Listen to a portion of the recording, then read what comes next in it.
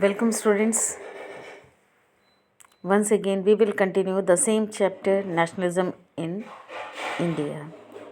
And in this second part, we will continue from Simon Commission. So it was constituted by the Troy government of Britain under pressure of mass movements in India. Sir John Simon was the chairman of this commission, sought to look into the demands of the nationalists and suggest changes in the constitutional structure of India. Arrived in India in 1928, Congress and the Muslim League, along with the other parties, received the commission with black flags and slogans such as "Go Back Simon." In October In October 1929, the Commission recommended a dominion status for India in coming future and a roundtable conference for discussing a future constitution for India. Effects of the Simon Commission. December 1929, under the presidency of Pandit Jawaharlal Nehru, the Lahore session of Congress formalized the demand of Purna Swaraj or the demand of complete Swaraj. 26th January 1930 was celebrated as Independence Day. In 1930, Dr. Bhimrao Ambedkar established the Depressed Classes Association.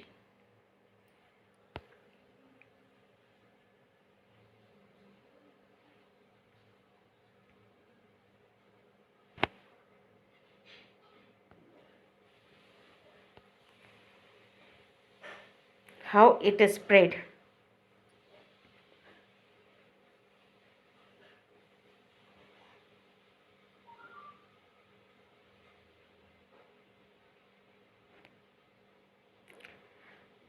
Gandhiji started the civil disobedience movement and he chooses salt as the medium for protesting against the British rule, as a salt was something consumed by the rich as well as the poor, and it was one of the most essential item of our food also. On 31st of January 1930, Gandhiji sent a letter to Viceroy Irwin stating 11 demands ranging from industrialists to peasants. The most important of the demands was abolition of salt tax. The government was asked to accept the demands by 11th March or else a full civil disobedience campaign would be launched. Salt March marked the beginning of the civil disobedience movement. Mahatma Gandhi started his famous Salt March accompanied by 78 of his trusted volunteers. Started from Mahatma Gandhi's ashram in Sabarmati to Gujarat coastal of Dandi, spanning a distance of 240 miles. On 6th of April 1930, Mahatma Gandhi reached Dandi with thousands of followers and ceremonially violated the law by manufacturing salt from the sea water by boiling it. How it is spread. Soon the movement spread to the entire nation. Colonial laws were violated. Salt was manufactured in numerous places, especially in front of government salt factories. Foreign clothes were burnt. Liquor shops were picketed. Peasants refused to pay revenue and chowkidari tax. Village officials resigned. In many of the places, people violated forest laws by going into the reserved forest areas for collecting wood and grazing the cattle. Government's response. How the government responses against this? In April 1930, Abdul Ghaffar Khan was arrested in Peshawar. In May 1930, Gandhiji was arrested. Peaceful satyagrahis were attacked Women and children were beaten by the government, and about 1 lakh people were arrested.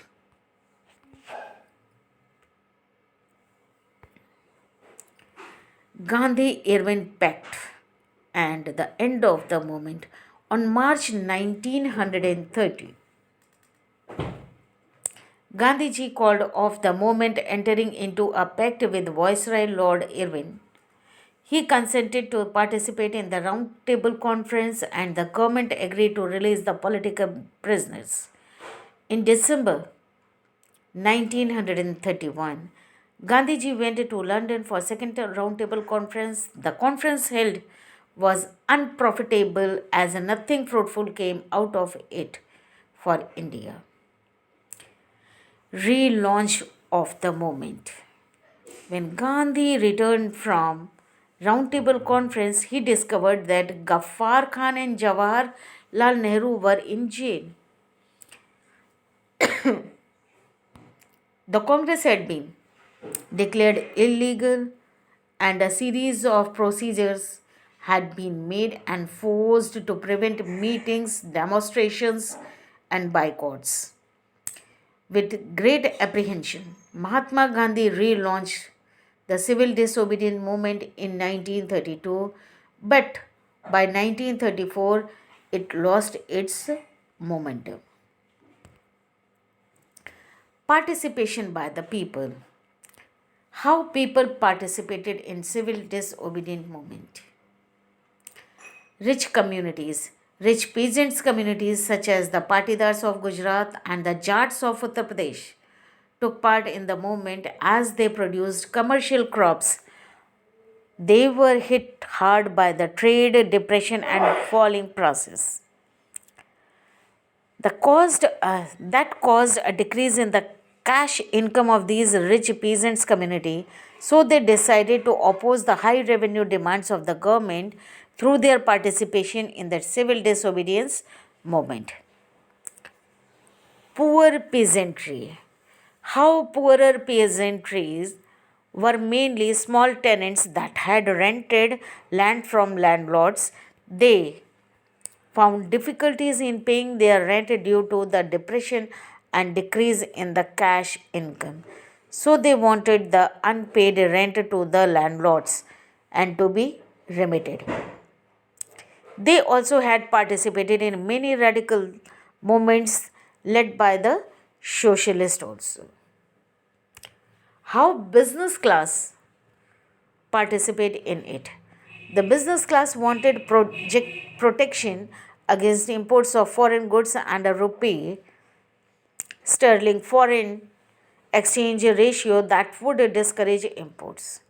They formed a Indian Industrialist and Commercial Congress in 1990 and the Federation of Indian Chamber of Commerce and Industries in 1921 and supported the civil disobedience movement.